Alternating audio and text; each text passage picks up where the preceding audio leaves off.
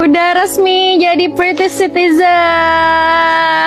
Sementara itu anaknya masih bayi, belum tahu apa-apa. I know the world seems unfair, tapi cukup aku aja yang WNI, anak-anakku jangan. Kita usahakan anak-anak dengan paspor kuat WNA itu. Let's go. Assalamualaikum warahmatullahi wabarakatuh.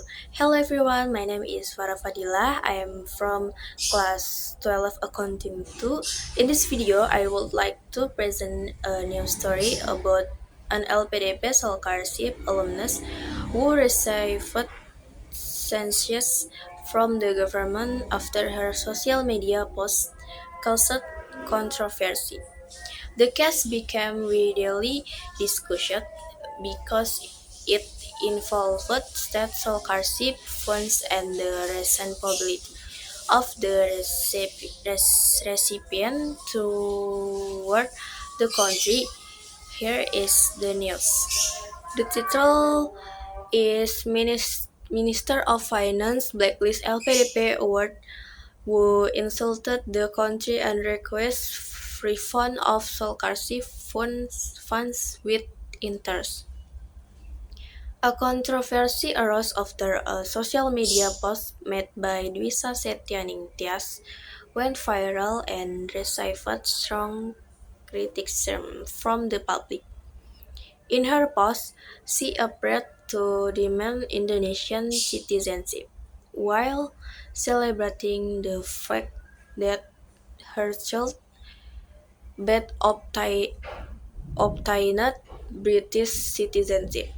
Her statement was considered inappropriate because she and her husband, Arya Iwantoro, are alumni of the LPDP Scholarship Program funded by the Indonesian government. LPDP, Indonesia Endowment Fund for Education, is a scholarship program financed by state funds derived from taxpayers, and its recipients are expected to contribute to a nation after completing their studies. Because of this, many people believe that DS statement showed a lack of respect toward the country that has supported her education.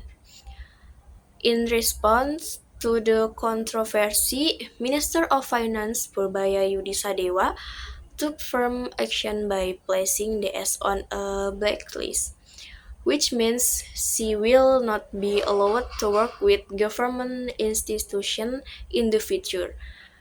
The government also demanded that the scholarship funds she had received must be returned along with interest, as she was considered to have violated ethical values and to back integrity as a scholarship recipient. The case became more serious after it was revealed that her husband had not fulfilled the post-study service obligation required by LPDP, commonly known as the rule, which requires scholarship recipients to return